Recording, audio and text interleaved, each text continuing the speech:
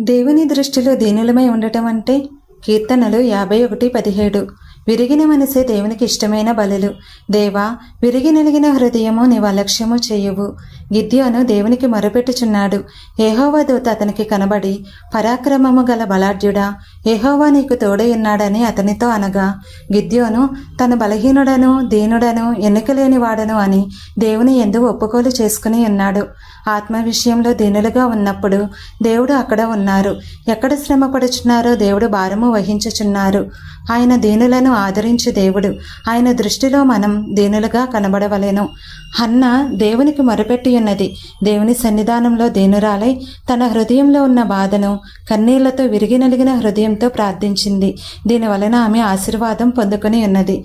మనము కూడా హన్నావల దీనత్వమును ధరించుకొని మనల్ని మనం తగ్గించుకొని కన్నీళ్లతో ప్రార్థించి ఆయన కృపాసనము యొద్దకు చేరెదము. ఆమెన్.